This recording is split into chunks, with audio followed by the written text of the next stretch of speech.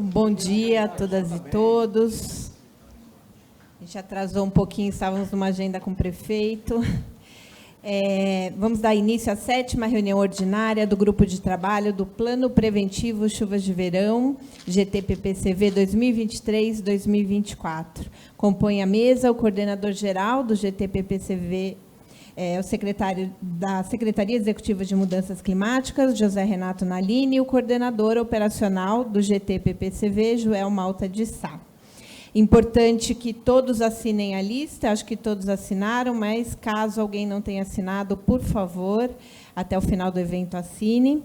E passo a palavra agora ao nosso secretário, Renato Nalini. Muito bom dia a todos. Queria agradecer a presença, o empenho, o entusiasmo em levar a sério esse plano, não é?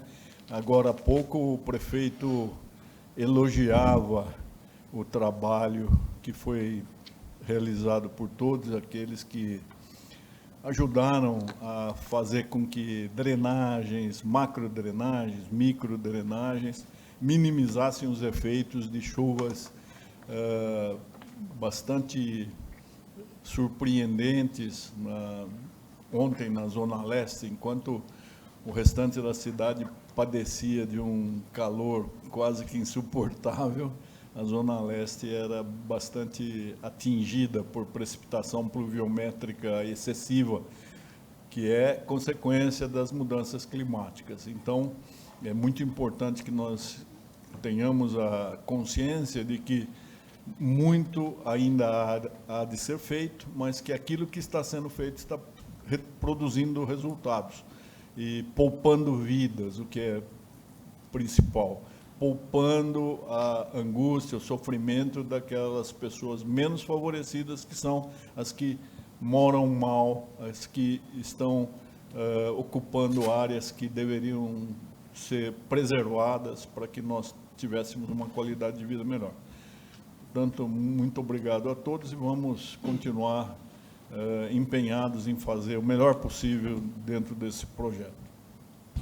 Obrigada, secretário. Eu queria já deixar registrado que a nossa próxima reunião, e a penúltima, vai ser dia 12 de abril, onde todos terão que apresentar os relatórios. E a última reunião, em maio, vai ser uma reunião maior. A ideia é convidar os secretários envolvidos para que estejam presentes. Vai ser uma reunião no auditório do 7º andar. Então, para iniciar a pauta da nossa... primeiro... Acho que não precisa fazer a chamada, né? Vamos iniciar a pauta. Então, para iniciar a pauta, sobre ações preventivas realizadas pela Secretaria Municipal de Saúde para o ciclo PPCV 2023-2024, estratégias e ações realizadas no período de 1º de setembro de 23 a 14 de março de 24, eu convido Magali Antônia Batista ou Andréia Anzai Nakamura.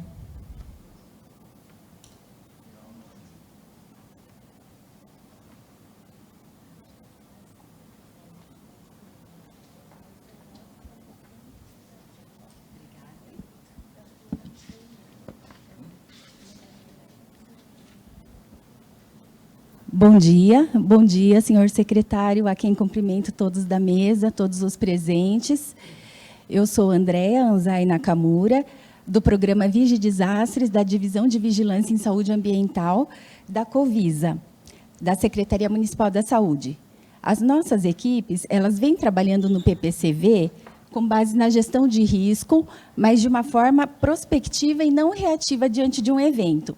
Cada vez mais, conforme as políticas, em consonância às políticas de saúde atuais, de conhecimento sobre os riscos presentes nas diferentes regiões da cidade, com medidas de prevenção de risco futuro, redução do risco existente, planejamento, preparação para a resposta, para reduzir a exposição da população e dos profissionais aos desastres, minimizar doenças e agravos e evitar danos e sobrecarga também aos serviços de saúde.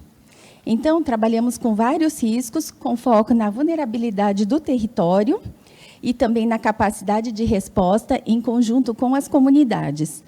O nosso programa ele é transversal a diferentes áreas da saúde, e, na fase de preparação, nós reunimos as áreas técnicas afins e constituímos um comitê interno da Covisa, que foi formalizado através da portaria Covisa número 737 de 2023, com a finalidade de coordenação, articulação e integração das ações da saúde.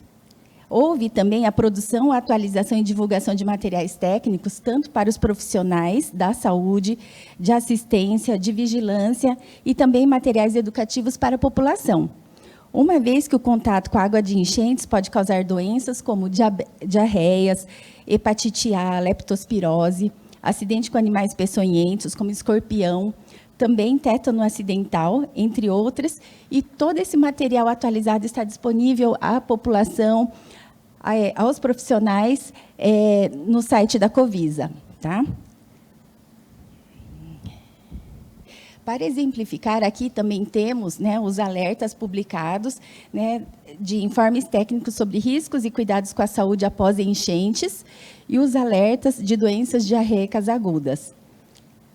Os nossos técnicos e agentes de campo, eles estão lotados nas 28 unidades de vigilância em saúde de toda a cidade, e neste ano priorizamos com eles um mapeamento das áreas de risco, a partir do histórico das ocorrências e das informações da vigilância de zoonoses, e também do mapeamento das áreas de risco geológico e hidrológico da Defesa Civil, e também através da ferramenta GeoSampa, com o objetivo de identificar ameaças, perigos, vulnerabilidades e recursos para traçar o cenário de risco do território e, assim, elaborar o plano de gestão de risco do território. Também fortalecemos a articulação intra- e intersetorial, buscando conhecer a estrutura local, né, das regiões mais afetadas pelas chuvas, qual que é a unidade de a UBS de referência, se tem estratégia de saúde da família, que conta com os agentes comunitários de saúde, que dão assistência, né, a toda a população daquela área da UBS. E buscamos também, nesse período, organizar os fluxos e os contatos antecipadamente como uma preparação para a resposta, seja para o encaminhamento à unidade, à UBS de referência, ou um pedido de informação à Defesa Civil local ou às equipes da SMADES. Também capacitamos 112 técnicos e agentes de controle de endemias para replicar essas orientações e o plano de ação aos demais agentes do território, como intensificar ações de controle de vetores, neste momento importante em que há uma grande explosão, né, de casos de dengue. Todo o município está se unindo no combate ao mosquito transmissor da dengue, também da zika e da chikungunya, e também no controle de roedores, que carregam na urina a bactéria causadora da leptospirose, na catação de escorpião, que também são desalojados com as chuvas, além de realizar ações de comunicação de risco e educação em saúde, orientando as famílias sobre os riscos do contato com a água de enchente, a importância de atualizar a carteira de vacinação, principalmente com relação à hepatite A e tétano, inclusive a carteira de vacinação dos animais, cães e gatos, que também sofrem com esses eventos de chuva, uma vez que podem se assustar e também morder seus tutores, ou socorrista, né, ou vizinho, que vai resgatá-lo. Tá? Então, são ações que são importantes serem realizadas antes do período de chuva, né, para que haja uma menor exposição da população, né, a esses danos e agravos. Essas ações, elas são intensificadas também para evitar a sobreposição de doenças e também a sobrecarga no atendimento das nossas unidades de saúde. No período de chuvas, nós colocamos em alerta e monitoramento, nós nos colocamos, né, em alerta e monitoramento das informações meteorológicas com as equipes prontas para a resposta. Acompanhamos a previsão do tempo e a divulgação, e divulgamos os alertas preventivos de chuva aos serviços de saúde que recebemos do CGE e de outras fontes, né? Aquelas unidades que estão localizadas em área de risco hidrológico já estão sabendo do cuidado redobrado e do que precisam fazer diante das chuvas. Todas as equipes se colocam prontas para desencadear atividades de resposta. Esse aqui embaixo, à direita, é o nosso fluxo, né? A partir do estado de alerta, com iminência de transbordamento ou quando são registradas as primeiras ocorrências, as equipes das UVs são acionadas para realizar a verificação in loco, com a avaliação da área afetada e da população exposta, para levantamento, né, das necessidades de saúde, os encaminhamentos necessários, né, uma vez que eles também podem perder, né, medicamentos, prescrições, né, de uso contínuo, né. Então, todas essas orientações, né, são fornecidas, assim como de limpeza e desinfecção, né, e demais orientações quanto aos cuidados pós-desastres. Também são avaliados os serviços atingidos, principalmente o funcionamento dos estabelecimentos. E há um acompanhamento do restabelecimento da saúde no território. Na fase de execução, nós recebemos, né, até o começo de março, 51 relatórios de chuva do CGE, que demandaram 41 ações in loco das equipes das UVs, e 26 demandas, né, provenientes de monitoramento ativo, né, que nós realizamos na plataforma EIOS, na mídia, né, e demandas vindas do próprio território, totalizando 60 atendimentos. Né? 61%, como a gente pode ver aqui nesse gráfico em pizza, dos nossos atendimentos decorreram das informações de estados de alerta do CGE e quase 39% de comunicações locais. Né? Então, por isso que esse fluxo, esse trabalho, né, articulado, ele é muito importante, né, com importantes reflexos à saúde. No gráfico 2, a gente pode ver que esse atendimento ele é menor do que no plano passado, né? No entanto, já é superior, né, ao PPCV de 2021-2022. Quando a gente avalia, né, por região de saúde, as regiões mais afetadas foram a Oeste, né, com 16 alagamentos e uma queda de árvore no Butantã, Norte, com 13 eventos, Sudeste, com 12 eventos, Sul, 10, seguidas pela Leste e pela Centro. Também foram avaliados, e aqui nesse mapa, né, nós colocamos, nos casos de inundação, quais são os córregos que mais tiveram transbordamento. Né? Então, nesse PPCV, até o momento, nós verificamos 41 pontos de alagamento, 23 de inundação, uma queda de árvore no Butantã e outra no Campo Limpo, e uma queda de muro na região da Penha, totalizando 231 pessoas afetadas, né, que foram assistidas pelo programa, uma pessoa desaparecida, né, ainda em decorrência da chuva do dia 5 de março, né, na Zona Leste, pessoa que caiu no córrego, né, quando colhia frutas, né, nas margens. 2 óbitos da chuva do dia, eu acho que 3 de novembro, né, que voltavam do trabalho e o carro foi atingido por uma queda de árvore. 15 pessoas desalojadas e nenhuma pessoa abrigada. Com relação à verificação dos serviços afetados, neste ano não tivemos nenhuma unidade de saúde pública, né, atingida pela chuva ou danificada. Foram verificados e orientados 6 estabelecimentos do comércio varejista de alimentos, 2 drogarias, uma escola, né, que a vigilância sanitária dá o suporte com relação à limpeza, desinfecção, descarte de produtos, né, que não podem ser aproveitados, e o restabelecimento da atividade.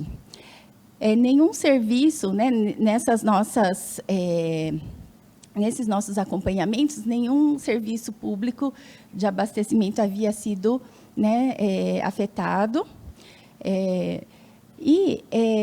Totalizando, né, 750 residências e imóveis, né, visitados pelos agentes, com orientação a 725 pessoas, distribuição de também mais de 700 folhetos. Né?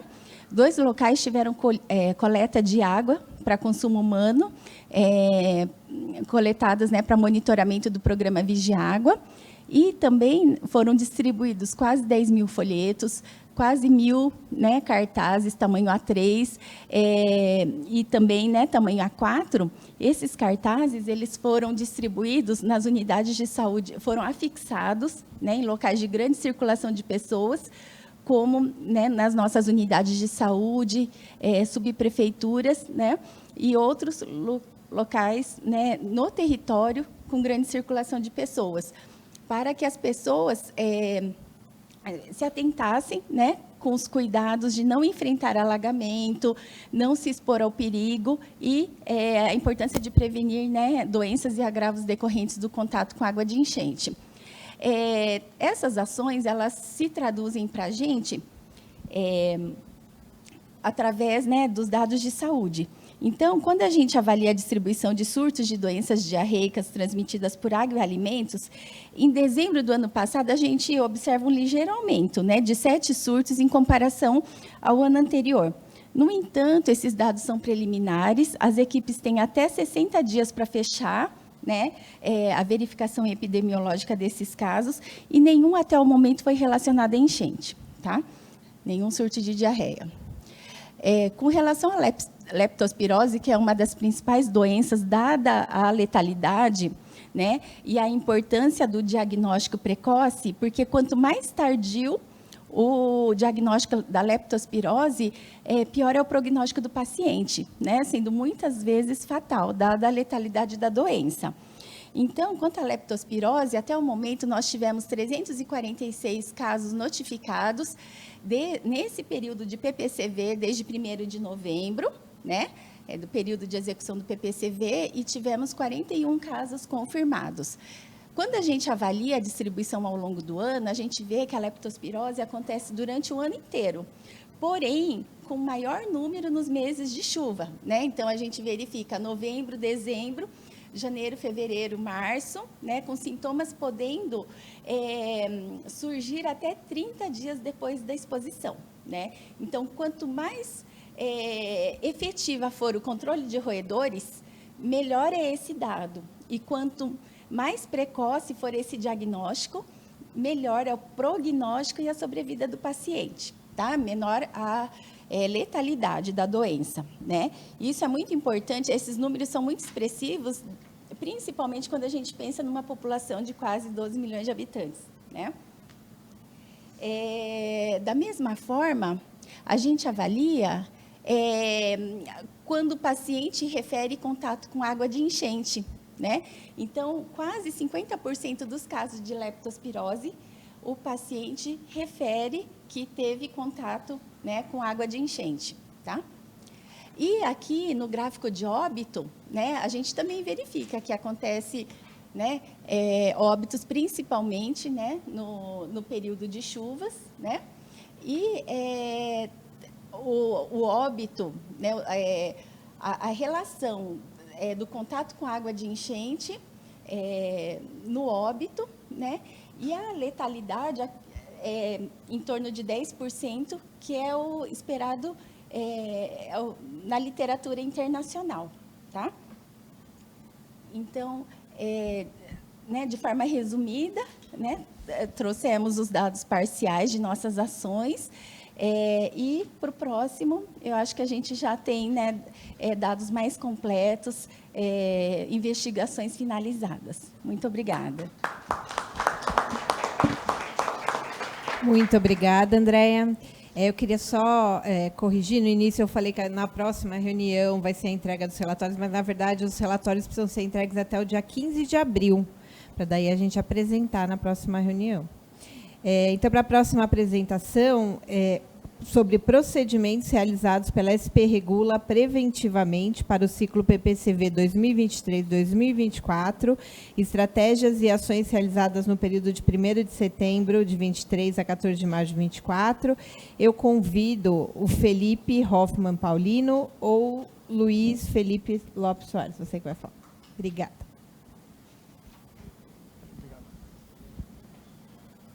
Olá, bom dia a todos. Eu sou o Felipe, da SP Regula.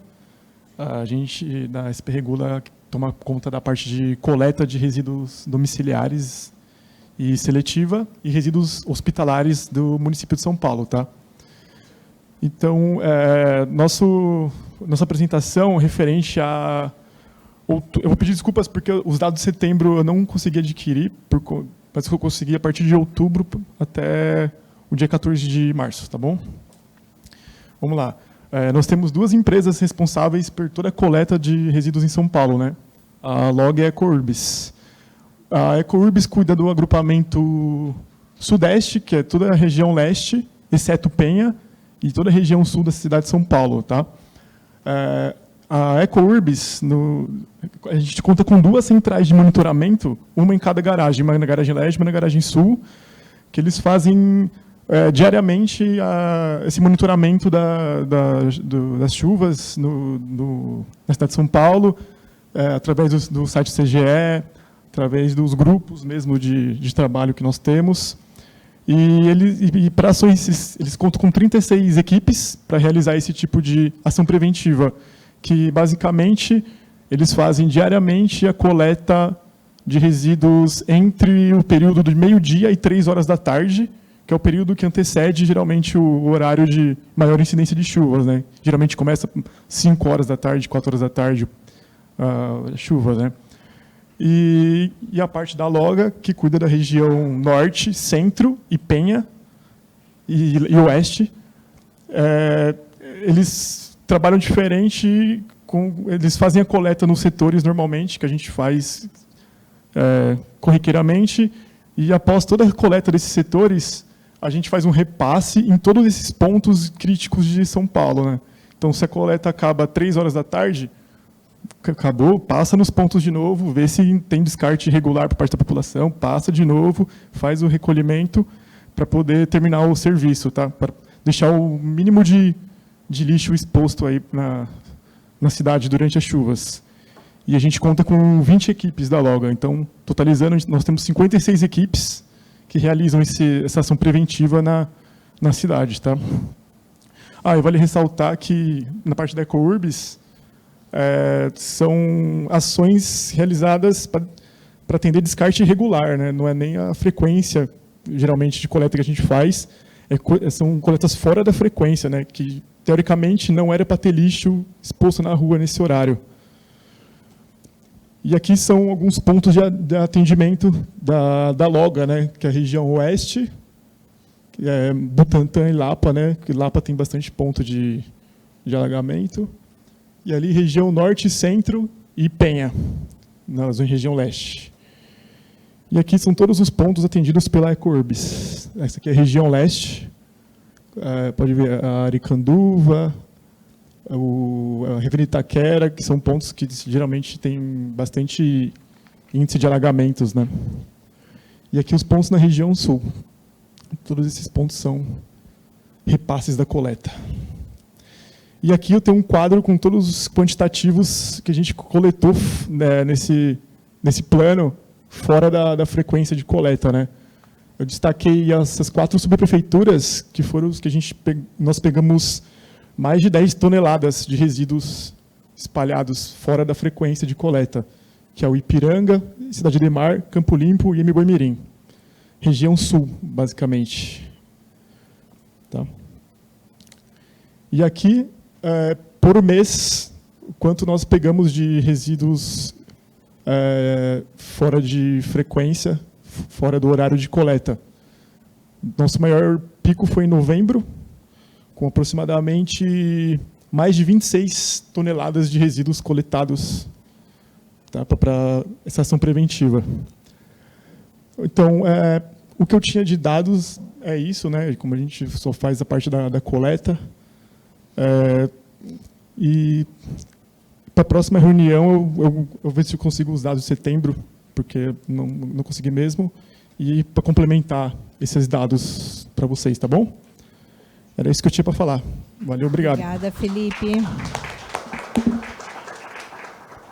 Para a próxima apresentação sobre procedimentos realizados pela SEAB, preventivamente para o ciclo PPCV 2023-2024, convido o Guilherme Dietrich Neves Nogueira.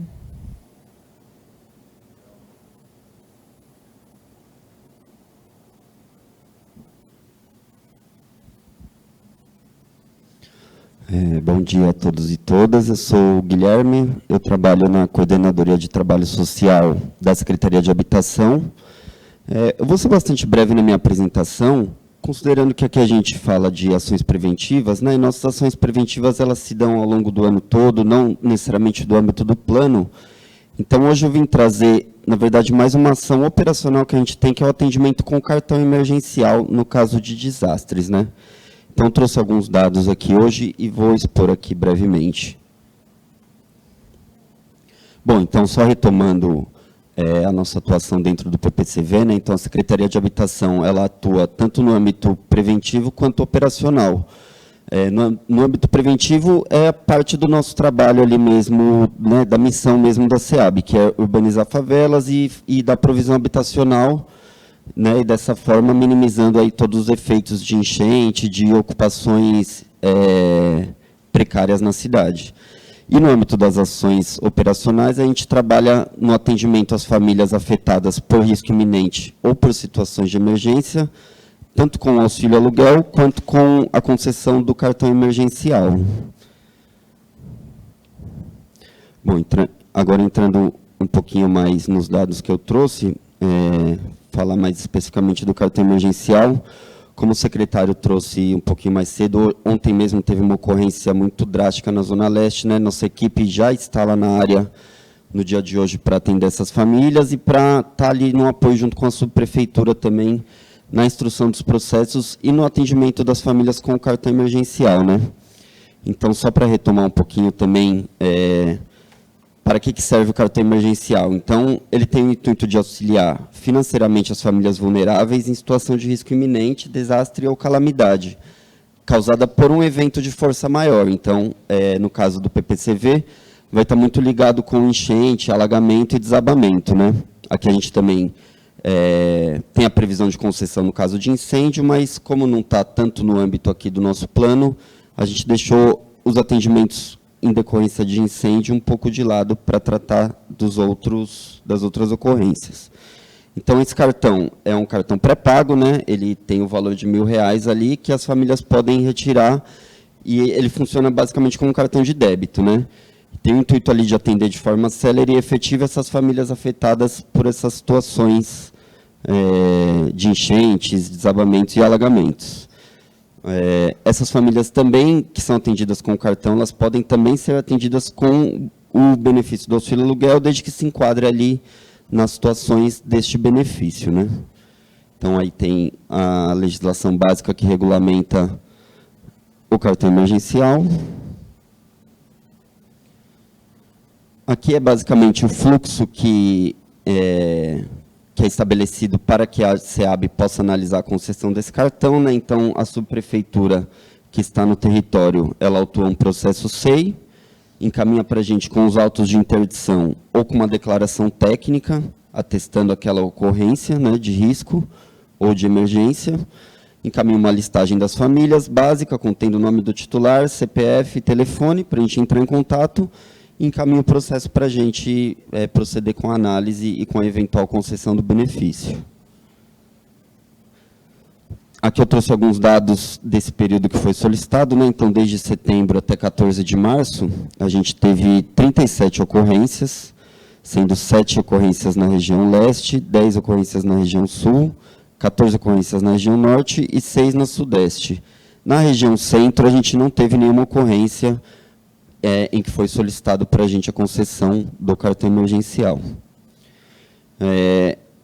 Em relação às famílias, então, foram 406 famílias atendidas na região leste, 577 atendidas na região sul, 1.799 na região norte, 27 na sudeste. E na centro, como eu havia dito, não teve nenhum atendimento, né? Então, à direita também tem um gráfico aí com a quantidade de ocorrências por subprefeitura. Então, a gente percebe aí que as subprefeituras do Butantã, Freguesia e Pirituba tiveram bastante ocorrências, né? Depois eu vou trazer um mapinha também, que isso fica mais visual. E, bom, aí tem uma nota de rodapé, em que o que eu tinha falado mais cedo, né? Que a gente tirou as ocorrências de incêndio aí, que elas totalizaram 7 ocorrências, e nas quais foram atendidas 90 famílias. Então, tem mais alguns dados aqui sobre as famílias atendidas e as ocorrências, né? Então, ali no lado superior esquerdo, tivemos que foram 6 ocorrências de desabamento, 25 ocorrências de enchente, 1 ocorrência de escorregamento, 3 ocorrências de queda de árvore e 2 ocorrências de solapamento. Em relação às famílias atendidas, a gente vê que praticamente 90% aí foram em relação à enchente, né? Então, realmente, a grande maioria, esmagadora maioria aí dos nossos atendimentos com cartão emergencial são relacionadas a ocorrências de enchente. Em relação ao período, então, de setembro a novembro, né, no primeiro trimestre do período, a gente teve 8 ocorrências, e no segundo trimestre aqui, desde dezembro até o dia 14 de março, foram 29 ocorrências. Em relação às famílias atendidas, no primeiro trimestre, 244 famílias, no segundo trimestre, 2.565 famílias atendidas. Esse mapa aqui, eu acho que ele ficou meio sem cor aí, né? Mas é só para dar uma dimensão da nossa divisão regional, né, que é um pouquinho diferente da saúde, inclusive, porque isso vai conversar um pouquinho agora com o próximo mapa que eu vou mostrar, que é, de fato, onde tiveram a maior quantidade de atendimentos aí.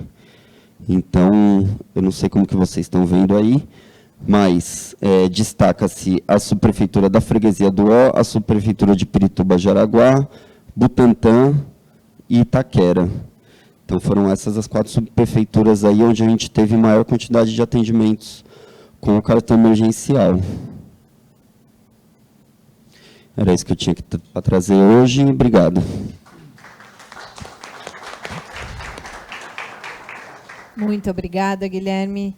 E agora convido para apresentar o balanço das ações da coordenação operacional, período 2 de fevereiro de 24 a 14 de março de 24, inspetor Joel Malta de Sá. Bom dia a todos.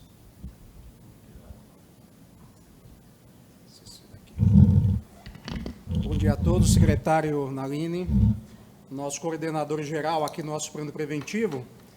E só lembrando que o nosso plano preventivo Chuvas de Verão, né, lógico, o conhecimento desse grupo, dia 31 já encerra juntamente, né, Hassan, com altas temperaturas, né? Lembrando que nós temos 2 planos preventivos em ação. Plano preventivo Chuvas de Verão, que iniciou a sua fase de preparação no dia 1º de setembro, foi de 1º de setembro a 31 de outubro de 2023, e a parte operacional 1º de novembro a 31 de março de 2024, e o plano de altas temperaturas iniciou-se através da portaria 1062, né, a nossa do PPCV é a 1123,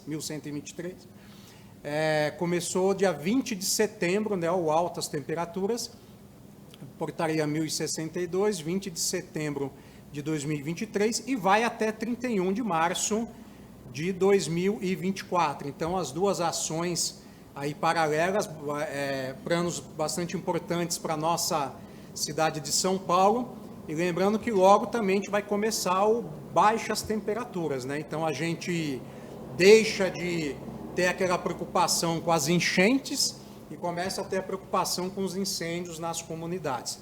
Então, só lembrando o trabalho preventivo que a Defesa Civil faz, então a Defesa Civil da cidade de São Paulo, então a coordenação geral do plano preventivo está com a Secretaria de Mudanças Climáticas, Especial de Mudanças Climáticas, e a coordenação operacional é da Defesa Civil. Então, isso vai ao encontro do trabalho que a Defesa Civil já realiza aqui na cidade de São Paulo, secretário, lembrando que a Defesa Civil já tem mapeado na cidade de São Paulo, mapeadas 516 áreas de risco só do geológico, mais 261 áreas mapeadas só do hidrológico. Então, por que esse trabalho é importante?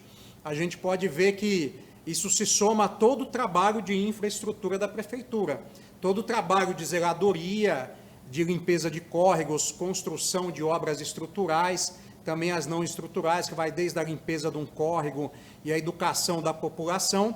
Então, esse trabalho de mapeamento que a Defesa Civil faz nas áreas das subprefeituras nas áreas de risco, tanto do geológico quanto do hidrológico, se soma a todo esse trabalho que a Prefeitura de São Paulo tem gasto, né, tem feito nas áreas de risco e mesmo na estrutura da cidade de São Paulo. Então, a gente vê que mesmo o Ração vai falar com muita propriedade, mesmo a gente tendo aqui na cidade de São Paulo volumes de chuva extremamente altos, com volume, a velocidade de ventos também, isso vem culminar o que a gente vai mostrar aqui na questão das árvores, que é o número maior de ocorrências.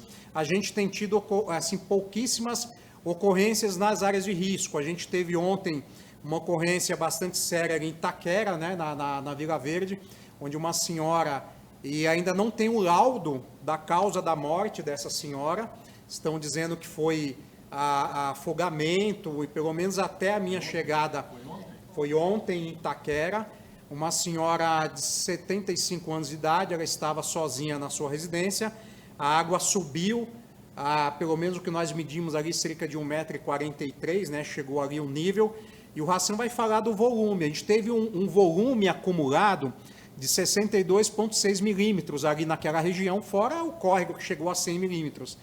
Mas essa senhora, os vizinhos quebraram a porta, a parede, socorreram essa senhora até o Hospital Municipal de Setúbal e ali foi confirmado o óbito dela, né? Algumas pessoas que estavam no local disseram que ela foi socorrida com vida, outros disseram que não. Então, assim que saiu o laudo, a gente vai sair, mas foi uma chuva muito forte na Zona Norte. O pessoal de Zona Sul diz que nem viu chuva naquela região. Então, falar desse trabalho importante, né, que quando a gente mapeia a área de risco, a nossa equipe dos geólogos, geocientistas, tem um engenheiro somente, a gente faz um relatório circunstanciado daquela área para o subprefeito local e ali a gente faz a sugestão tanto de uma obra estrutural, que é uma construção de um poldre, ou propriamente dito cimento concreto, né, quanto a obra não estrutural, que é a limpeza e educação da população. Então, esse trabalho tem sido bastante importante na cidade, porque tem prevenido, junto com as ações das subprefeituras, a evitar maiores ocorrências mais graves na cidade de São Paulo. E dizer, secretário, aqui e demais parceiros que estão aqui, eu não tenho dúvida nenhuma que o Plano Preventivo Chuvas de Verão é um dos planos mais bem elaborados no Brasil. É um dos planos mais bem elaborados. Por quê? Isso é um procedimento operacional padrão. Então, quando começa ali chover, quando a gente tem um indício, quando o CGE já começa a lançar ali todos os alertas, todas as secretarias já estão empenhadas, já sabem o que fazer. Então, isso é bastante importante, porque é um plano preventivo que ele é automático, como é o baixas temperaturas, ou altas temperaturas. Quando a temperatura chega a 32 graus, ou a sensação térmica de 32 acima, então nós já montamos as 10 tendas, é automático no nosso grupo. Então todo mundo já sai acionando todo mundo já sabe o que fazer. Mas vamos para a apresentação da Defesa Civil. Então, esse balanço de 2 de fevereiro a 14 de março, né, pode passar por gentileza, o maior índice de ocorrências da Defesa Civil, secretário e parceiros, continua sendo as ocorrências de árvores. Então, quando a gente fala ocorrência de árvores, lembrando que a Secretaria do Verde tem uma estimativa de mais de 160 mil espécies arbóreas na cidade de São Paulo, somente no espaço público, de 160 mil para lá, né? Somente no espaço público. A gente não conta as árvores nos locais internos, mesmo os públicos quanto os particulares. Então, a gente teve, nesse período de 2 de fevereiro a 14 de fevereiro, 2.826 ocorrências atendidas pela Defesa Civil. Então, muita gente acha que a Defesa Civil atende pouca coisa. Muitos não conhecem ainda a importância do trabalho da Defesa Civil. E a gente teve, só de ocorrência de queda de árvores, 536, foram 19% dos nossos atendimentos aqui na cidade de São Paulo, só da queda de árvore. Aí vem queda de galho e o risco iminente de queda de árvore também que a gente atende.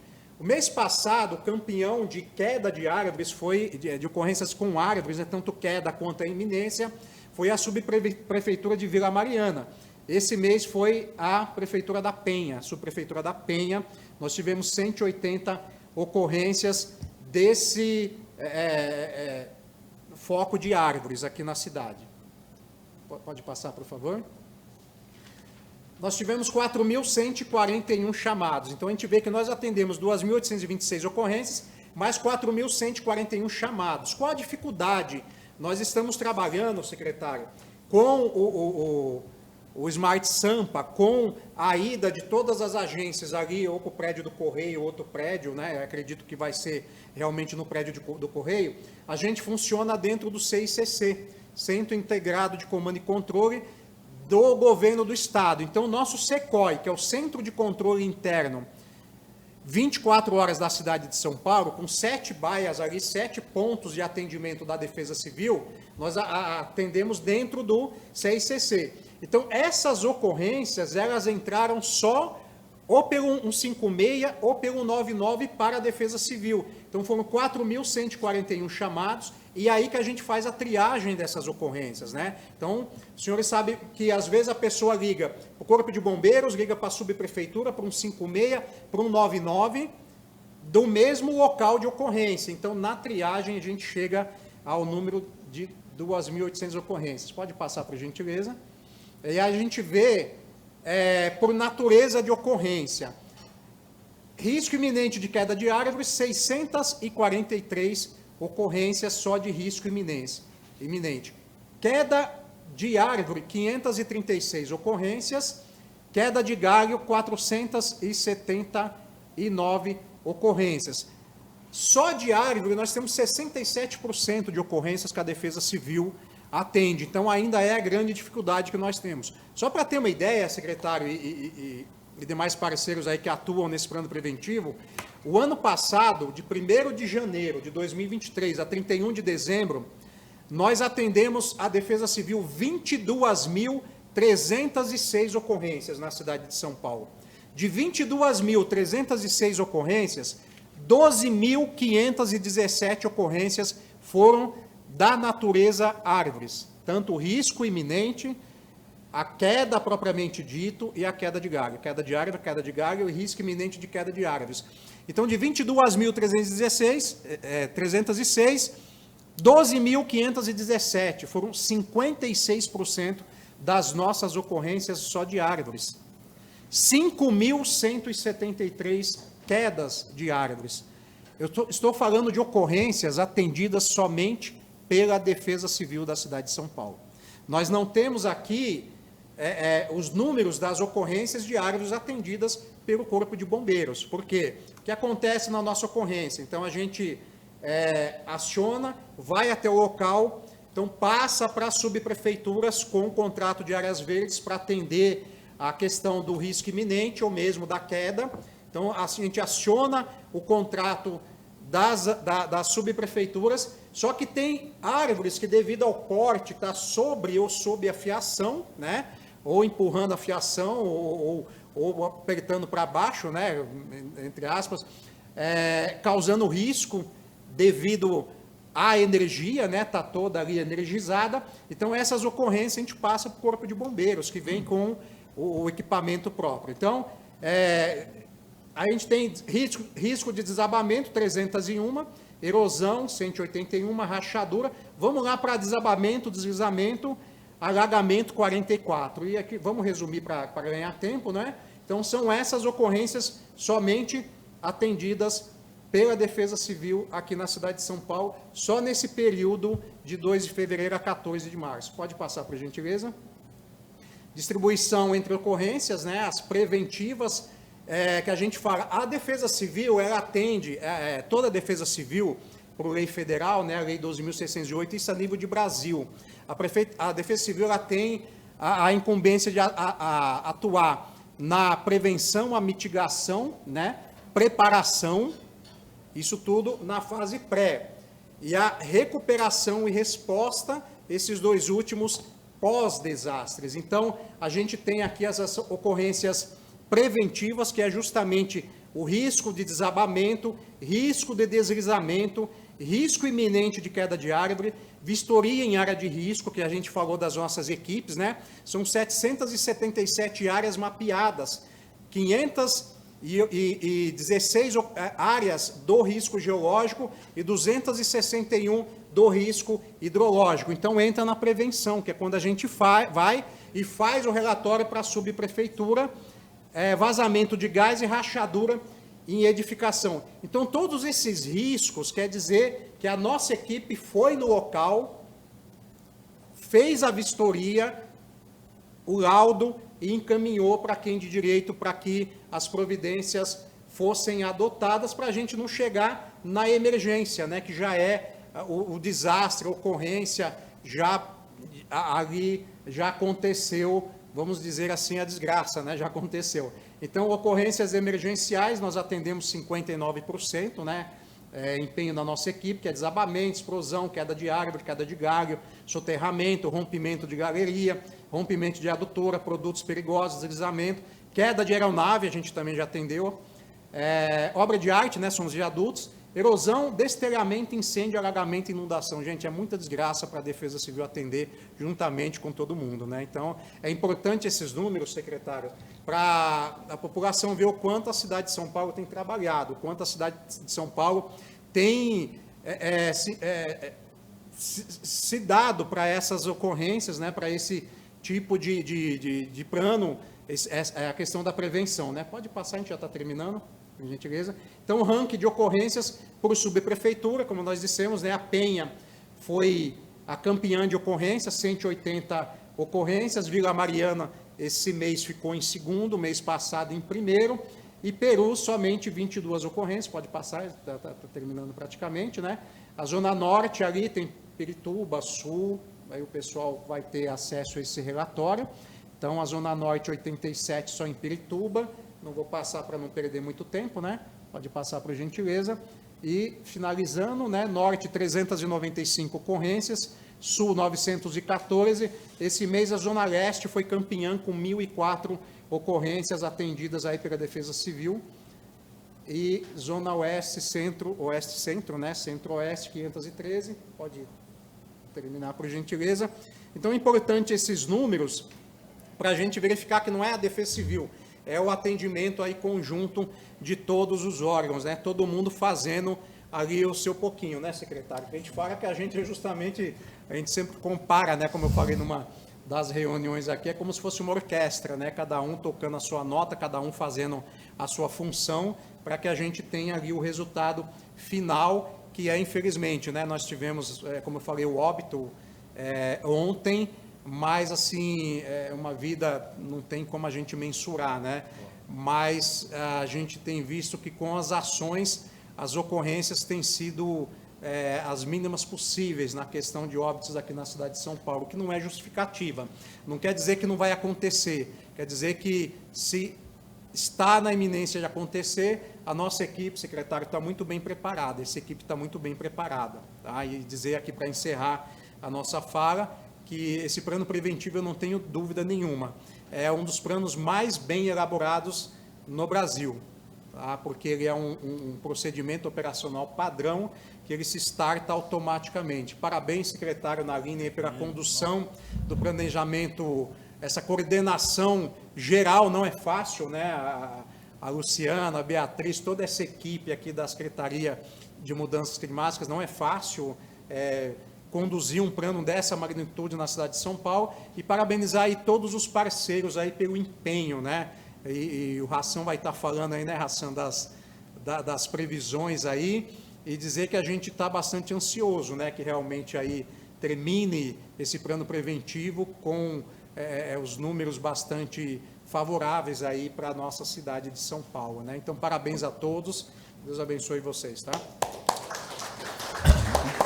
Doutor Malta, queria agradecer o trabalho da Defesa Civil, enaltecer, realmente é algo que o Brasil precisa levar mais a sério, essa questão de defesa civil. Quando eu era estudante ainda do segundo grau, né, naquele tempo eu fazia o científico, né, hoje é ensino médio, eu fiz um curso da escola, da ADESG, Associação dos Diplomados na Escola Superior de Guerra, exatamente sobre defesa civil. e examinando os exemplos que já existiam na Europa, como, por exemplo, a figura do ombudsman, né, que só muito depois apareceu aqui em São Paulo. Eu só queria dizer que a gente precisa ter cuidado quando fala evento árvore, porque a gente pode levar a população que não tem educação ambiental a pensar que a árvore é uma inimiga, né? Nós temos aqui em São Paulo um déficit considerado de 1 milhão de árvores. Faltam 1 milhão de árvores para tornar a cidade com uma temperatura mais própria às condições de sobrevivência. E a gente precisa apontar os verdadeiros culpados por essa ocorrência das árvores. Por exemplo, a energia elétrica, ela já deveria estar toda com fiação subterrânea.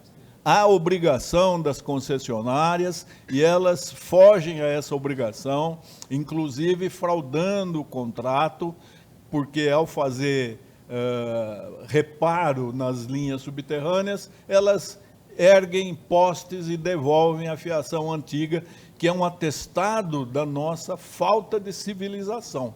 A Europa inteira está com fiação subterrânea. Estados Unidos, Ásia, Japão, Dubai, não é? Então, nós precisamos trazer as coisas aos seus devidos lugares e chamar as coisas pelo seu nome. Ou seja, aqueles que levam um percentual enorme do orçamento da municipalidade estão contribuindo para transformar a árvore num inimigo do povo. Quando a árvore é amiga da população, ela é um fator de existência digna. Então, a gente precisa pensar nisso e mostrar que a árvore, a população precisa amar a árvore, defender a árvore, plantar mais árvore e não atribuir à árvore aquilo que ocorre por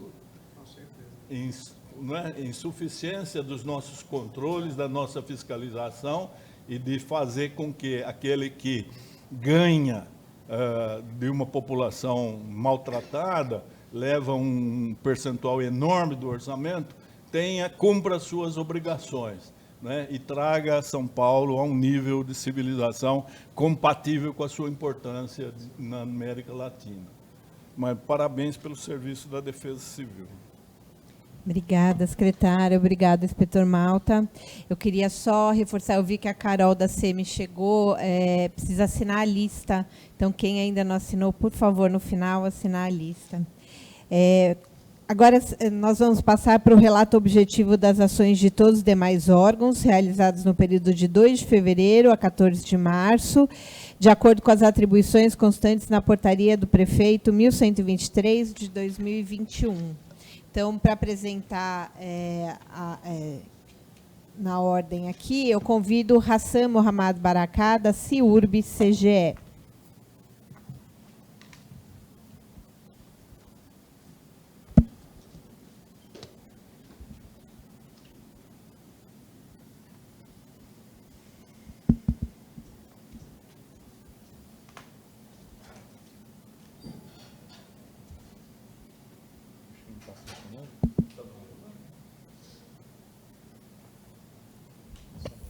Alô? Alô, som. Esse está funcionando? Tá.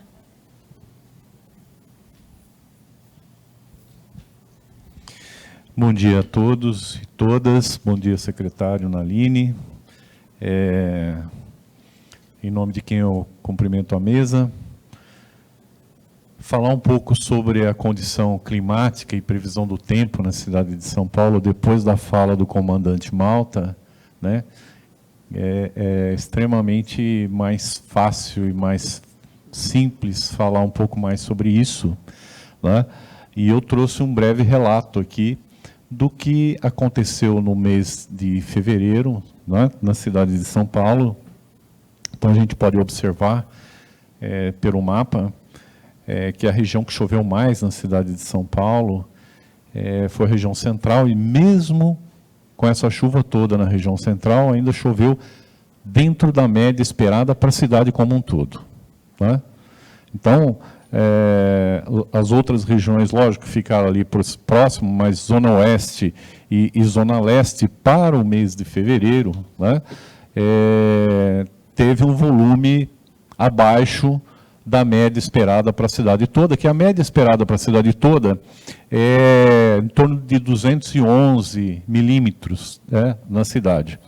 Então, se a gente fizer um comparativo, por exemplo, dos anos anteriores, 2022 foram 75 milímetros, foi um mês de fevereiro bastante seco na cidade de São Paulo.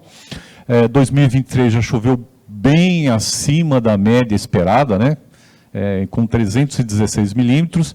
E agora, nesse último mês de fevereiro, mês passado, choveu 178 milímetros, então, ou seja, um pouco abaixo, né, da média esperada. É um volume bastante razoável, mas isso a gente tem uma explicação, porque a gente sempre fica batendo nessa tecla, né? El Ninho, porque o Ninho vai trazer uma desgraça na cidade. E realmente esse El Ninho está com uma característica diferente dos outros fenômenos climáticos de El Ninho dos meses anteriores, né? Mas qual que é a característica de El Ninho? Bom, primeiro, se a gente for falar da média de ocorrências de alagamento na cidade de São Paulo para o mês de fevereiro, isso é uma média que tem aí 20 anos de dados. Normalmente são 196 ocorrências dentro do mês de fevereiro, né? Essas informações são repassadas pela CET, pelos agentes de campo, né, que é o nosso grande parceiro. Hoje eu sou inquilino deles lá na central de operações, né? E nós tivemos um mês de fevereiro, lógico, que se a gente for falar um pouquinho do volume de chuvas, né, choveu praticamente quase dentro da média, né? Então a gente pode dizer que faltou pouco para chegar na média, mas veja o número de ocorrências como foi muito menor do que a média esperada.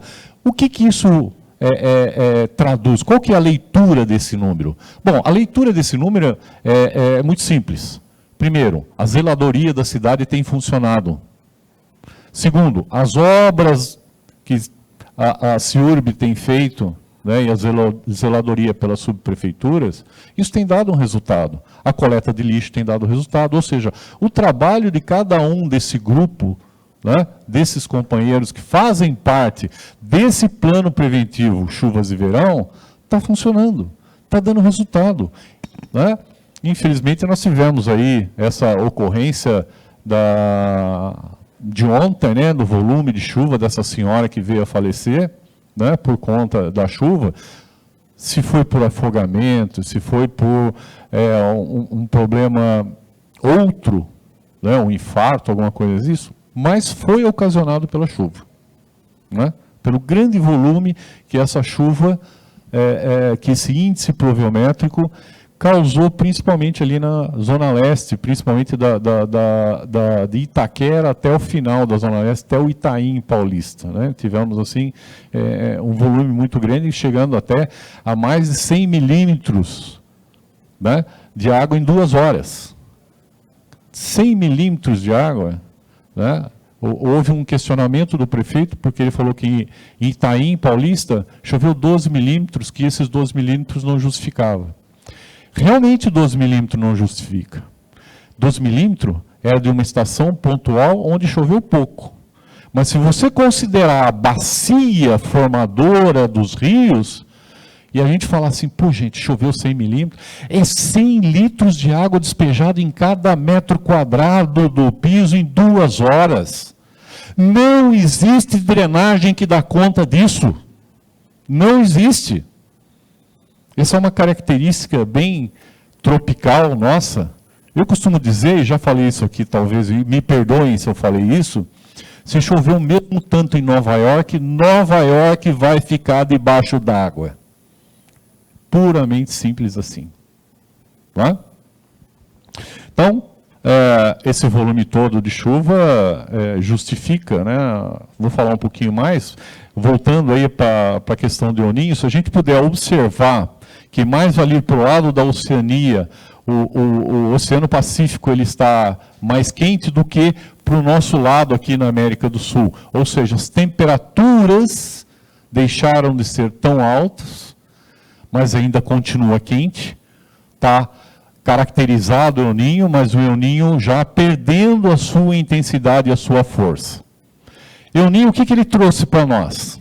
Além das chuvas intensas, pontuais, em alguns dias, né? Diferentemente dos outros anos que ocorreram em El Niño, né? Que nós tínhamos chuva com mais constantes, esse ano nós não tivemos tanta constância assim com relação à chuva, porém as temperaturas foram acima da média. Ontem nós tivemos recorde de temperatura para o mês de março, 34,4 graus. É muito quente. Para nós, paulistanos, é muito quente. Além da sensação térmica, chegar aí na casa de 36, 37 graus. Isso realmente traz um desconforto e a orientação, sempre que a gente tem a oportunidade de falar, procure não se exercitar entre 10 e 16 horas, se hidratar, procurar sempre, né, o abrigo de uma sombra, alguma coisa assim nesse sentido. Uma árvore. E o outro gráfico que é do lado aqui, ele mostra, por exemplo, que lá para abril, El Niño já perde bastante a sua força, e aí entra a normalidade. A normalidade é o seguinte, não tem El Niño nem Laninha, estamos numa normalidade. E que Laninha, ela passa a se manifestar a partir de julho, agosto. Laninha, o que é? Laninha é chuvas mais intensas no norte e nordeste, seca no sul, e São Paulo, para variar, a região sudeste, ela fica numa linha limítrofe, que de qualquer forma a gente vai receber chuvas. Tá? Essas temperaturas altas que estão acontecendo por conta de El Niño, ela realmente traduz, né, o que a gente tem falado sempre, o que a gente tem comunicado e as nossas informações, né, sobre as previsões, as orientações, quando a gente sugere para a Defesa Civil e a coordenação do CECLIMA, os estados de atenção, alerta, né, sobre a questão dos alagamentos e a chuva intensa na cidade de São Paulo. Então, El Niño e esse calor, principalmente que a gente está observando agora, no mês de março, né, é que existe um bloqueio atmosférico que não deixa as frentes frias subirem. A frente fria nada mais é do que umidade, que vem do sul e sobe e chega até nós, derrubando um pouco a temperatura e deixando a chuva um pouco mais distribuída na cidade. Tá? O que é esperado para o mês de março? Bom, o mês de março é menos chuva, naturalmente, né? De 210 que foi o mês passado, cai para 176, isso não significa que a gente tem tido um mês de março chuvoso.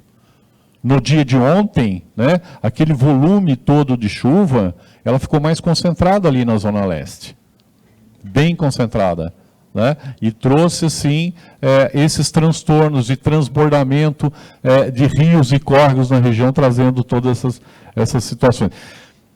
Característica de El Niño. Tivemos um calor fenomenal ontem, né? Feliz de quem tinha uma piscina à disposição, né? Consequentemente, com a entrada de brisa marítima, aquela brisa que vem de Santos e passa ali, consegue passar pela serra, que normalmente passa, ela atinge primeiro a zona sul, que normalmente ela é mais arborizada e a temperatura não é tão alta, mas quando ela chega na zona leste e pega uma área bastante impermeabilizada e as temperaturas muito altas, aquela umidade toda se transforma em nuvem carregada e ela praticamente se dissipa, se precipita ali num volume muito grande. A gente chama essas chuvas de chuvas convectivas, ou seja, aquelas famosas chuvas de verão. Tá? Então, para esse mês a gente espera realmente que isso venha melhorar um pouco com a entrada das frentes frias, principalmente no que diz respeito às temperaturas altas, né, que está sendo um drama dormir, né, está sendo um drama.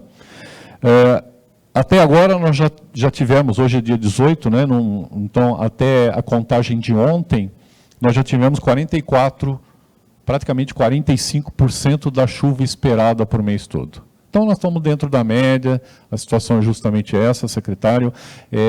Vamos ter ainda mais eventos de chuva, mas vão ser bem pontuais. Não é aquela coisa generalizada na cidade de São Paulo, mas a gente vai ter problema invariavelmente na Zona Oeste, região do Butantã, ou na Zona Norte, e onde as temperaturas estiverem mais altas, principalmente que isso acontece agora no período da tarde, por conta da entrada de brisa e a chegada de umidade vinda de frente fria. Tá? Era isso, secretário. Obrigado e até a próxima. Obrigado, Hassan. Eu queria aproveitar para dizer que nós visitamos lá o seu centro de gerenciamento das emergências climáticas, fiquei impressionado, orgulhoso de nós possuirmos um verdadeiro laboratório, observatório, um centro de análise de pesquisas tão sofisticado, né? E com uma comprovação de que nós não precisamos de estruturas enormes, não é? De pessoas não fazendo nada, mas se valendo de cargos públicos. Com uma equipe reduzidíssima, você faz um trabalho de excelência. Então, eu queria cumprimentar. E pedir para você, Hassan, depois desse anúncio que o prefeito fez de multiplicação das áreas verdes, né? São Paulo vai passar a ter mais de 1/4 do seu território com áreas permanentemente verdes, se nós podemos prever um aprimoramento do nosso clima, se a população de São Paulo vai realmente se beneficiar disso, né? Que é uma coisa que não tem merecido, evidentemente, da mídia espontânea, que só trabalha para procurar máculas, procurar o que é folclórico, exótico, ridículo, exacerbando a polarização que é nociva para a continuidade do nosso trabalho, né? Esse tento do prefeito Ricardo Nunes de ter a coragem de expropriar 165 mil quilômetros quadrados de área, né? Um território superior a Paris, não só a Paris Central, a Paris Banlieue, toda aquela conurbação da Cidade de Luz, né? Se isso vai significar alguma coisa. Eu acho que você quem tem condições de fazer esse prognóstico para nós. E obrigado pela apresentação, Hassan. Eu queria aproveitar e já agradecer em público a visita, né? E o secretário Naline fez ao CGE, que a gente teve a oportunidade de esmiuçar a tecnologia que nós temos disponíveis hoje na cidade de São Paulo para a população de São Paulo. É louvável essa ideia do prefeito de querer arborizar a cidade, e a gente tem condição sim, porque a gente sabe que as áreas impermeabilizadas, desprovidas do verde, elas têm uma temperatura mais alta mesmo. A gente pode, inclusive, fazer um comparativo com a Zona Sul. A Zona Sul, o extremo da Zona Sul, que é bastante arborizado, as temperaturas da Zona Sul são muito diferentes das temperaturas, por exemplo, da Zona Leste, que carece de áreas impermeabilizadas. Por incrível que pareça, parte da Zona Norte também tem esse problema.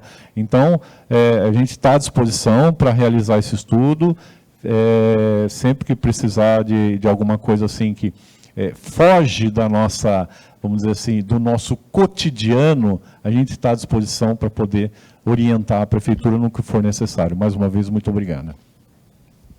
Muito obrigada, Hassan. E convido agora o Marcelo Guidolin, da CET.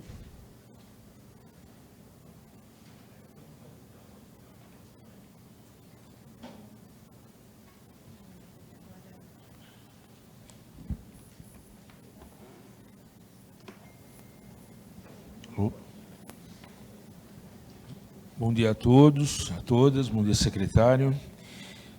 Depois do relato aí do Hassan, fazer uma explanação breve aí. Nós já estamos praticamente terminando aí o plano chuvas de verão 23, 24, então nós já estamos fazendo aí os dados finais aí em relação a 2022, 23 e 23, 24, tá? Em relação aqui ao mês de fevereiro, nós podemos fazer aí uma breve comparação. A relação em mês de janeiro, houve um decréscimo do número de árvores caídas, e em relação a fevereiro de 2023, praticamente ficou a mesma quantidade.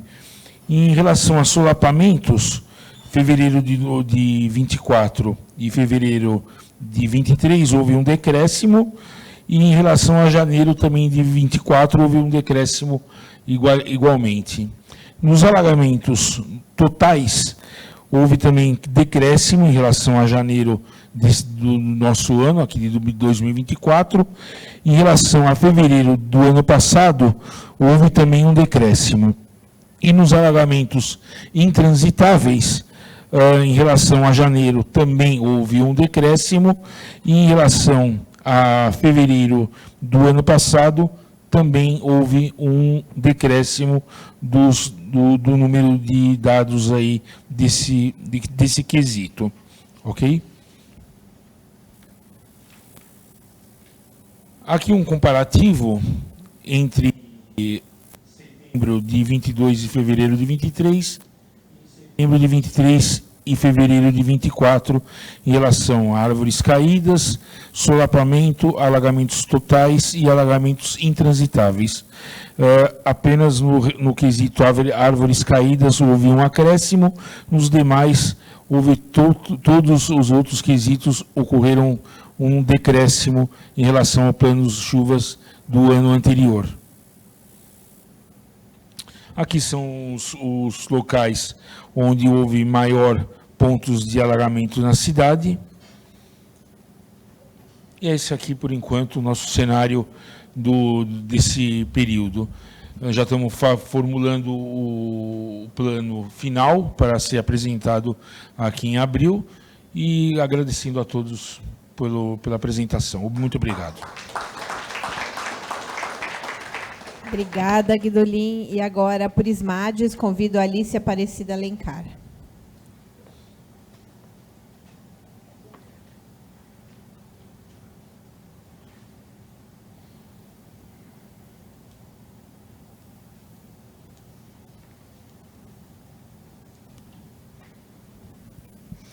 Bom dia a todos, todas, né? Não temos apresentação porque o atendimento da Ismades, ele é consequência dos outros atendimentos, das outras emergências, né? Defesa Civil já coloca os números, os outros também, e a gente chega no depois, né? Quando há risco de queda de árvore e o imóvel é interditado, ali que a gente age, oferece insumos e em todas as outras ocorrências. E tanto é o atendimento depois, né, que foi falado aí pelos colegas, de ontem, das ocorrências da Zona Leste, né, e os acionamentos estão caindo hoje, né, eles caíram na madrugada e agora, até o momento, nós já estamos com 11 acionamentos na região da Leste. Então, eu estou ali desesperada, né, fazendo as divisões, porque, assim, a gente atende nesse período agora de altas temperaturas, né, nesses dias de muito calor, com a atuação nas tendas, distribuição de água, de alimento, oferecimento de acolhimento, e um trabalho além também com as equipes que trabalham na rua, né? A gente tem os orientadores socioeducativos que fazem o atendimento à população na rua e que também merecem o cuidado, a recomendação de se hidratar, de usar protetor, né? Então, de conversar com as OSCs desses serviços para que disponibilizem para os orientadores, para os trabalhadores, esse material também, que use boné. Então, é um trabalho constante. E nas chuvas extremas, né, nas ocorrências extremas, esses atendimentos emergenciais. Infelizmente, aí no comecinho de março, nós tivemos o falecimento de uma criança em Sapopemba por causa de incêndio numa comunidade. E aí, além dos insumos, a gente também dá o auxílio funeral, né, também direciona para isso, e depois um idoso numa pensão lá na Sé também, que a gente teve que atender, ele, né, o falecimento, e as 5 pessoas que ficaram desabrigadas, sem moradia, que a gente fez o encaminhamento também. Então, o nosso atendimento é isso. Embora as chuvas tenham diminuído as ocorrências desse ano, né, comparado com o ano passado, a gente tem, em contrapartida, as altas temperaturas que também estão nos mobilizando bastante, né, comprometendo bastante o atendimento das equipes.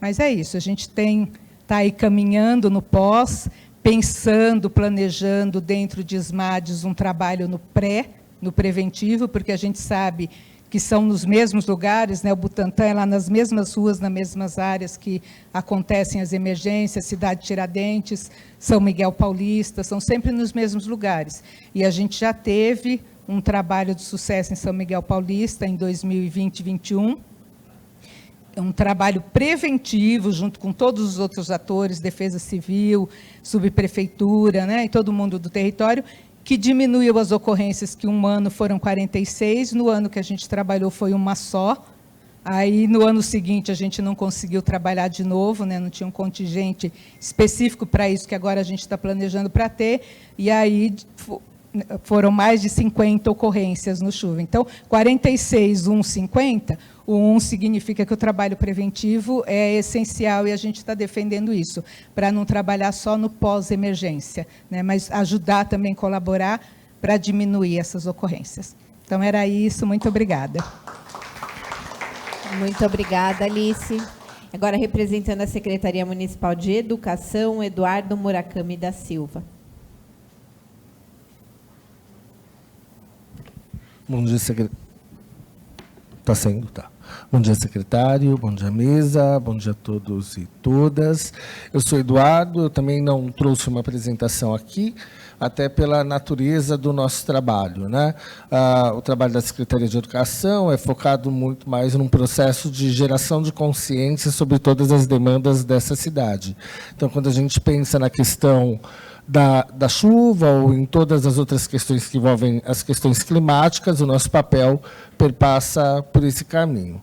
Então, a gente, nesse interim, até foi enviado um comunicado de lançamento de um documento que posteriormente foi adiado por umas outras questões, mas que em breve será lançado, que é a Orientação Pedagógica de Educação Ambiental aqui da cidade de São Paulo, onde a gente já traz discussões a respeito de todos de várias temáticas, inclusive a questão das chuvas, né, onde a gente busca prioritariamente a conscientização desses estudantes, não só dos estudantes, mas também dos funcionários e servidores das escolas.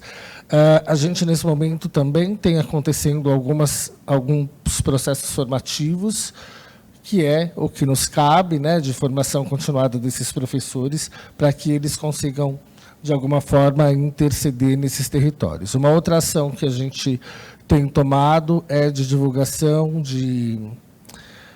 divulgação mesmo, né, de promoção da informação sobre essa necessidade de maiores cuidados nos territórios, porque dentro desse documento que eu acabei de falar com vocês, que a gente vai lançar, a nossa perspectiva é sempre, dentro de São Paulo, ter uma educação ambiental crítica e que leve à construção de uma escola sustentável e resiliente. Tá bom? Então, da nossa parte, é isso. Muito obrigada. Representando a Secretaria de Comunicação, convido Eliane Pereira Silva.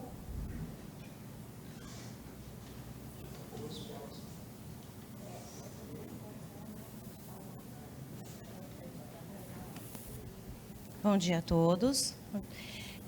Nós colocamos um material com foco nas redes sociais, as redes oficiais da Prefeitura, e eu só vou conseguir um levantamento das áreas envolvidas ao término da campanha, que a gente vai conseguir ter números de entrega, o quanto foi impactado o munícipe com as nossas peças. Então, por hora, eu não tenho muita a acrescentar. Obrigada. Achei importante, depois da apresentação do relatório, em maio, né, na reunião de maio, é importante ver se a gente faz aí algum trabalho de imprensa, né? Assim. Representando a Secretaria Municipal de Subprefeituras, Gustavo Casoni da Rocha.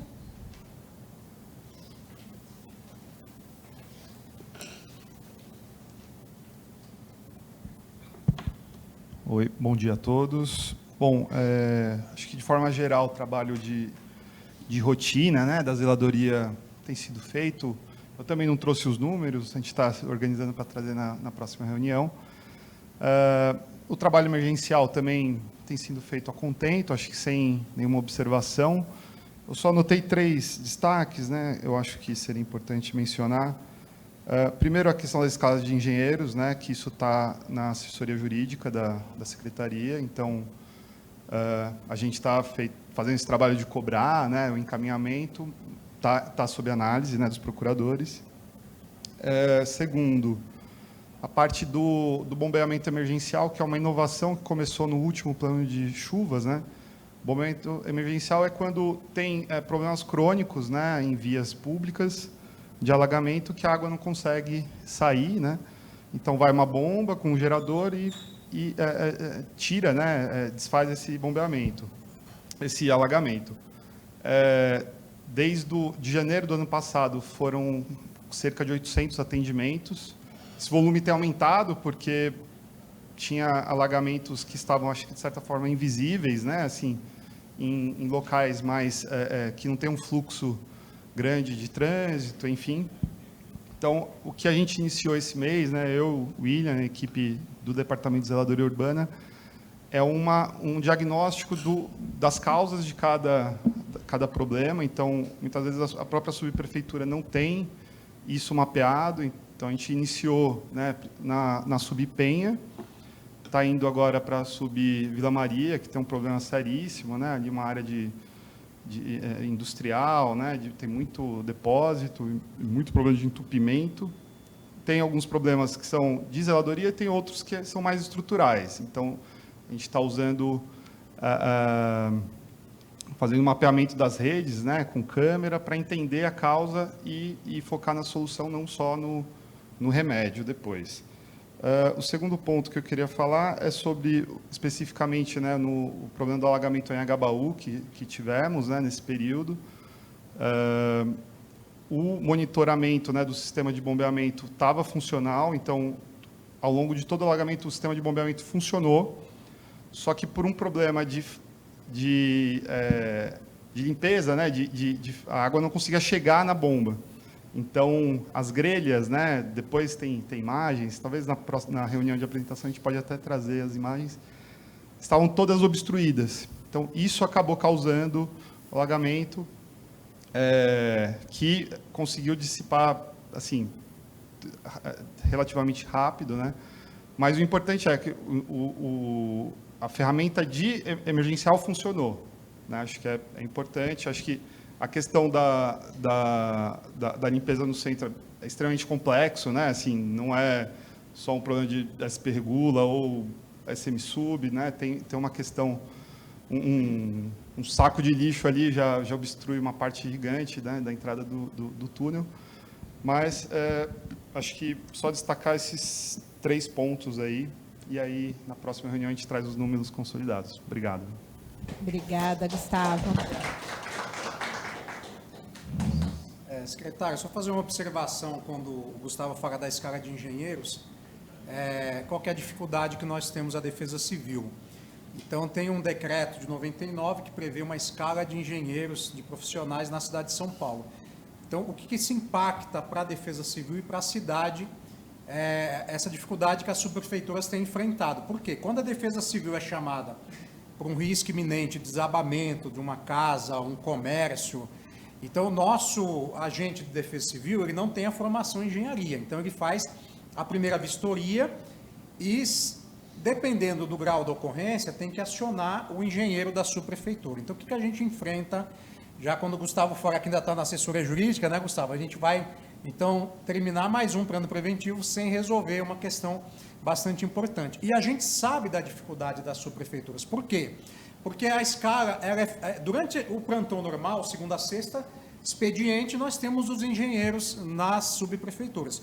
Só que quando chega sexta-feira, eu não vou falar nem do feriado, quando chega sexta-feira, 19 horas, eu já tenho que ter um engenheiro de plantão em cada subprefeitura. Então, um engenheiro de sexta-feira à noite, 32. Aí eu tenho que ter no domingo, 7 às 19, 19 às 7, Sábado, 7, 19, 19 às 7. Domingo, 7, 19, 19 às 7. Resumo, eu teria 5 plantões de engenheiros na cidade de São Paulo, um único final de semana, contando com a sexta-feira à noite. Eu teria que ter 160 engenheiros para poder atender esse plantão. Só que qual que é a dificuldade que a gente enfrenta? As subprefeituras, né, Gustavo, nem todos têm engenheiro para atender as ocorrências. Então, tem ocorrência que a gente tem deixado para o engenheiro fazer a vistoria na segunda-feira, na terça-feira. Então, a Defesa Civil faz a interdição provisória e fica aguardando. Por quê? O Código de Obras, ali no decreto 57776, artigo 86, ele prevê que as vistorias referentes à segurança, salubridade e estabilidade devem ser feitas pelos engenheiros lotados nas subprefeituras. E, o senhor que é desembargador, a gente tem alguns engenheiros que entraram, né, Gustavo, na justiça para não participar da escala. Então, é um assunto que a gente tem levado... Inspetor, eu estou sabendo disso, foi um dos primeiros problemas que me trouxeram. E, primeiro, é a dimensão da administração de uma conurbação insensata, 12 milhões de pessoas, né? 32 subprefeituras, nem todas ali com estrutura adequada, com quadro funcional preparado. Né? Eu acho que nós precisaríamos encaminhar isso com a criação de uma espécie de gabinete de crise, com engenheiros que fossem responsáveis pela cidade inteira. Basta verificar aqueles que têm boa vontade e que queiram participar desse programa. Precisa ser gente que se convença de que o plano de prevenção de chuvas de verão é alguma coisa que está resolvendo os problemas de São Paulo. Isso, uma proposta simples, né? Só para encerrar, nós fizemos de um plantão de engenheiros. Se a gente tiver 2 engenheiros de plantão no nosso centro de controle, seriam 8 engenheiros. Aí não, então, não precisa dos 160, que isso é uma utopia. Isso, não vai ter mesmo. A gente pensar no ótimo impede que a gente faça o possível. Então, a gente está caminhando para tentar esses 8, né, Gustavo? Que é o que está na assessoria jurídica. Obrigado, viu? Eu queria perguntar se a Caroline Nogueira, da Secretaria de Esportes, quer falar. Normalmente ela não quer. Não, né? Secretaria do Verde também pediu, disse que não tem nenhuma novidade. E CIURB, eu acho que não tem ninguém aqui, só o Hassan, né, que já falou, mas do gabinete não tem. Então, encerramos aqui o ciclo de apresentações. Devolvo a palavra ao nosso secretário Renato Nalini. Bem, nós vimos que esse plano, que poderia ser mais uma daquelas propostas fictícias, utópicas, né? Quando a gente quer resolver um grande problema, a gente forma uma comissão com muitas pessoas, e aí cada uma com uma opinião, cada uma com um diagnóstico, né? E reuniões e reuniões e nada se resolve. Nós vemos que esse plano, ele produziu resultados, né? Todas as estatísticas que nós vimos até agora indicam uma melhoria da situação de São Paulo, né? Aquilo que poderia parecer impossível, questões crônicas que existem aí, não é só há décadas, há séculos, né? Existem os mesmos problemas. Nós vimos que o enfrentamento coordenado, racional, com uma equipe fervorosamente crente no trabalho a ser desenvolvido, produz resultados. Isso é muito bom. Eu acho que, além das boas notícias trazidas e da mensagem do Hassan, que falou que as águas de março ainda continuarão, embora modicamente, eu gostaria de que chovesse um pouco mais em março, mas não na chuva da Zona Leste, mas para a cidade inteira. Eu acho que a boa notícia, a melhor notícia que cada um deveria aí divulgar no seu centro de convivência, né, familiar, profissional, do clube, no serviço, na igreja, é aquele de que São Paulo ganhou uma área superior a Paris, equivalente ao Distrito Federal Americano de Washington, de áreas verdes que serão permanentes. Isso precisa ser divulgado boca a boca, né, para mostrar que o município, na gestão Ricardo Nunes, está fazendo aquilo que muitos outros não tiveram coragem de fazer. Não é fácil administrar uma cidade com as dimensões de São Paulo, né? Uma conurbação que talvez não exista no mundo inteiro, dentro de um sistema, de uma federação assimétrica, defeituosa, em que há 3 entidades federativas, né? Mas uma concentração de competências e de poder centralizada, na União. Então, quase tudo esbarra no problema de incompetência do município de resolver os seus problemas. A gente precisa inverter essa equação, né? Eu sempre invoco, não o governador André Franco Montoro, mas o professor de introdução à ciência do direito da PUC de São Paulo, André Franco Montoro, que repetia a cada aula: as pessoas não nascem na União, as pessoas não nascem no Estado, as pessoas nascem na cidade.